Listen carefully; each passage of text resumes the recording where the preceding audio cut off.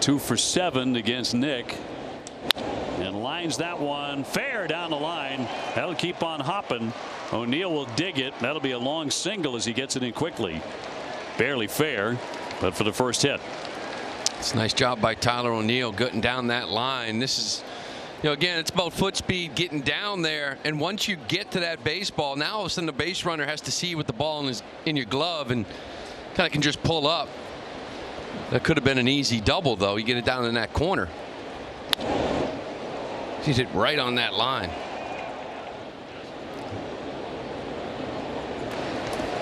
I wonder if he's asking whether a fan touched it. I think that's the only thing he can. I mean, remember, he's the manager in that third base dugout. He's kind of blind by it, so he doesn't exactly have the greatest view. I think they're going to ask maybe see if anybody else saw a fan grab it or not. It's pretty much right down that line. I was surprised it didn't get into the stands, and it did. It hit a fan's hand, popped right out. Yeah. So on a manager challenge, yes, it is reviewable. This particular play, spectator interference. All comes down to whether. Well, it clearly hit a fan. Hit that guy right there. He's trying to hide. It's embarrassing. He doesn't look too embarrassed, though. No, he doesn't. It looks like he's enjoying a nice day. He's like, I just wish I had made the play. Yeah. You can see it clearly. Just barely fair right on that line. We're going to reach out. Going to get a paw on it. Yeah, I don't know why you do that. I get it if it's a foul ball, but. Murphy's getting nothing out of Guccione at this point. And now Cora wants to see from his own video room if there's clear evidence. Well, the question I would have now is, you have 15 seconds to challenge it. He said it's a challengeable play. Right. Way beyond that. So here comes Cora now. He's going to. I think that's right. I think Alex is saying this took forever. You could see when they went, you could see him in that dugout saying, we're not challenging this, right? It ran out of time, right? So he's pointing to his watch. You got 15 seconds.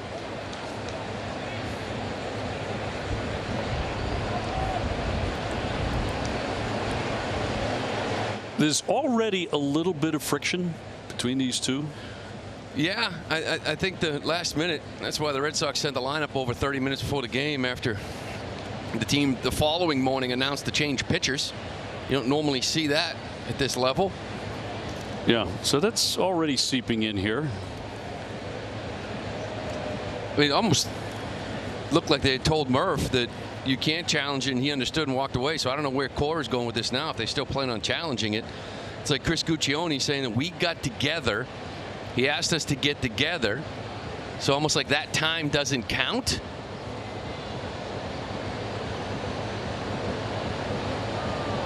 But I would think you would have to challenge it right away.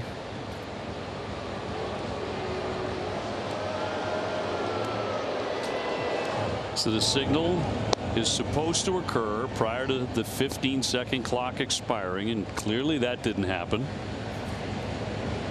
I'm sure that was the first thing that Cora mentioned to Guccione. The question I have is, if they're going to challenge, are we going to have an argument and then we're going to go to replay? That 15 seconds applies to all plays.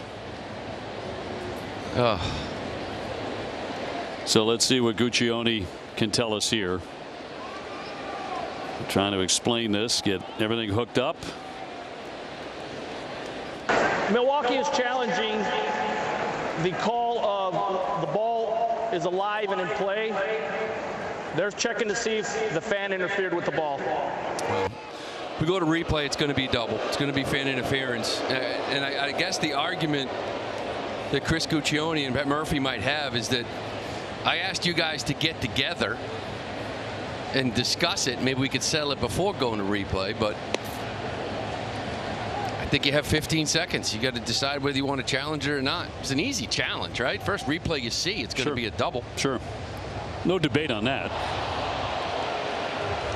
They're showing it up on the big board, and I don't know why anybody would react as if this should only be a single. It's clearly got to be 2 bases, but this fan interference. He's reached over the barrier. Yeah, you got a piece. And that's after the challenge was announced. And then usually somebody, an usher, goes down and discusses it with the gentleman and removes him from his seat. That's exactly what's happening here. There goes Mookie. Right out the door. Goes Mookie again. And you know the thing is, if he didn't interfere with it, it's in the corner, right? Right. If he didn't interfere with it, it's in the corner. Sure. So it's going to be an easy double for Adames. After the review, the call on the field is overturned. There was spectator interference. The ball was also going to bound into the stands. The runner would be placed at second base. Milwaukee will retain their challenge. That could have been handled about 3 minutes ago. Sure could have been. And this ball heading to the left field corner, pretty deep, and tailing foul. Oh, Class A giving it everything, and now we are seeing an out call from Dan Bellino, the third base umpire. Do we have interference on a fan? Yeah, but if it's a Mariners fan, then it shouldn't be. Wow. Thanks a lot. What did I do? Yeah. Davies coming out. See, Davies going to ask him right now. Look, it's a Mariners fan that interfered with this. These are reviewable. Oh yeah, great catch by the way. I mean, personally, just watching Class A go into the wall right there, I don't think he even saw it.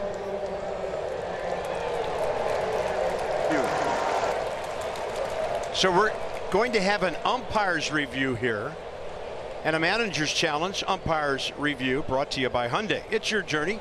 Own every mile in a brand new Hyundai. But watch Class A go in there. Look at his eyes. Their eyes are like he's not even close to it. Definitely reached over. That is a fact. But I wish they would look at the jersey. He's wearing a Mariners jersey. Conspiracy theory.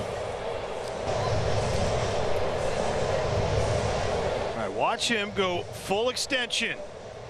He just robbed a homer. This is the Savannah Bananas. That's an out for sure, though. And making a catch. That's true.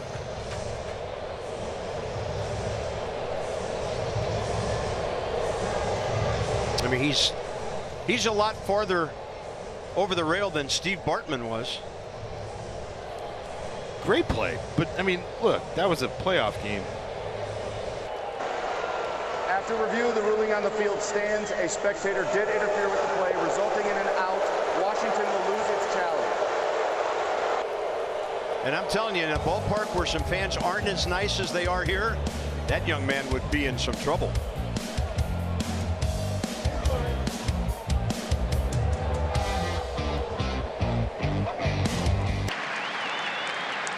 Rosarena battling. Here's a 2-2. And he lifts it out to right field. Jankowski with a long run near the wall, and he just missed getting that ball as a fan makes a play, and immediately Jankowski, bro.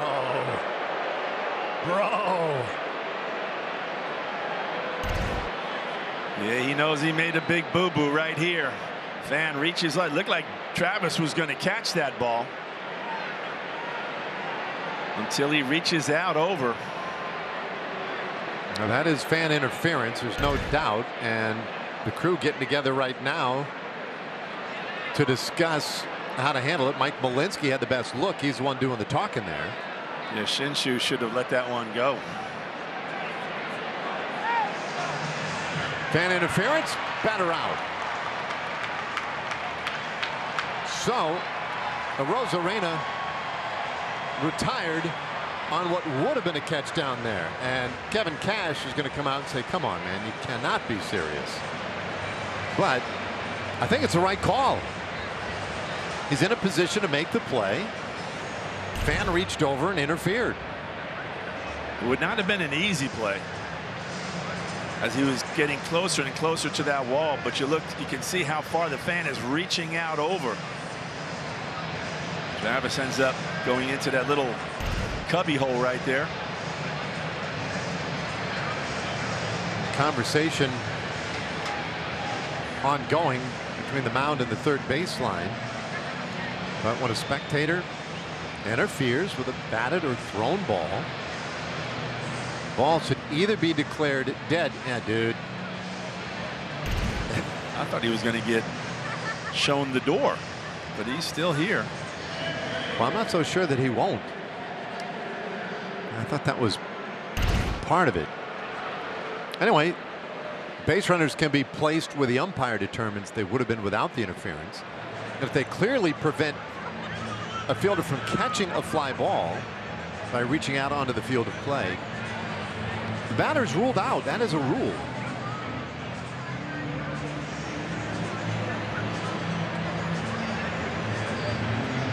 So he's hiding himself. Nothing to see here. And Jankowski, he's apologizing, making amends. It's all right, he says. It's all right. But I will say this about Travis. This is his thing, man.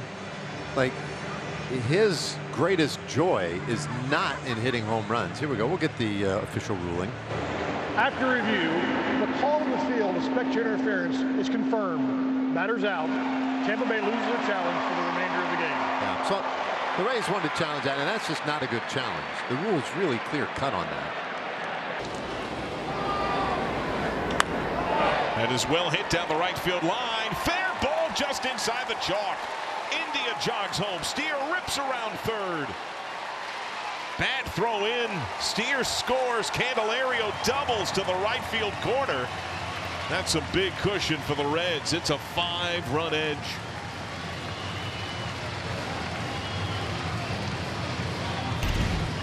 It's a really nice swing. See a changeup up in the zone, though, and Candy stays right through the ball. And David Bell is coming out and speaking with our home plate man and crew chief, Lance Barksdale. I think there was interference down the right field line, maybe with the fan in the ball. David may be arguing that that may have been a triple. Well, the umpires are going to conference. So Barksdale calls in Will Little from first. And all four now come together on the grass.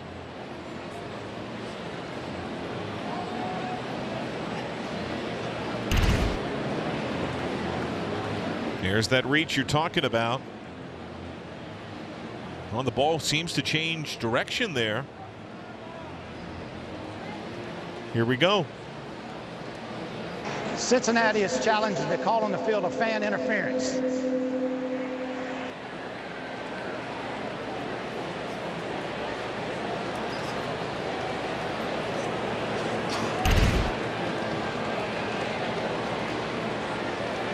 So I'm assuming, was there a call on the field that would have Steer not scoring? Because Steer still has his helmet on and he is on the steps. But why would David Bell come out and challenge that? If the call on the field was that Steer would have to return. So the challenge, because it's open then to interpretation by those in the replay room, right, about what would happen, where to place the runners. Yeah. Sure.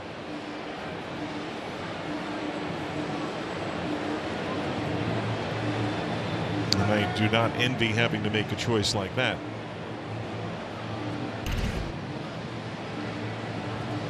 And there is the signal by Will Little at first base.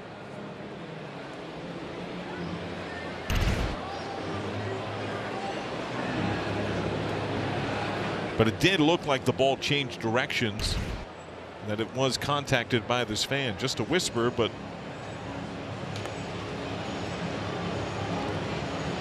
the game the Orioles otherwise would have won against the Yankees in the playoffs. The field stands for this fan interference. Cincinnati will lose their challenge. So fan interference, and here comes Steer, helmet on, up the steps. Going to take a run off the board. So India scores, but Steer is going to be sent back to third base. So 1 RBI.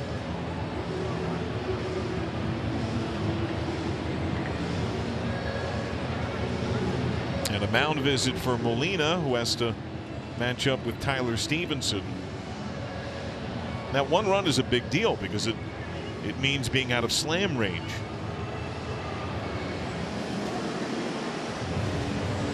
Justin Wilson is up in the Reds' pen.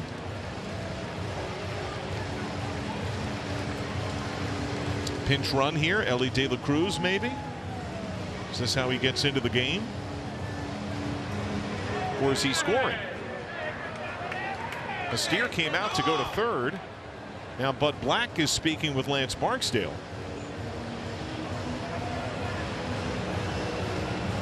So Steer scores. So I believe it is where to place that runner. I think the assumption is that Steer is going to score on that ball. Which I would agree with, but then doesn't fan interference not even matter? Then, right. Like, how does it impact the play in any way? Exactly. So then the Reds shouldn't have challenged, because now they lost their challenge. Which is what I said, but I mean, we're getting there with the communication. The mic was used. That's a step. Yep. Just open it up. Let us hear everything. So it is 6-1. And Stevenson fouls back strike 1.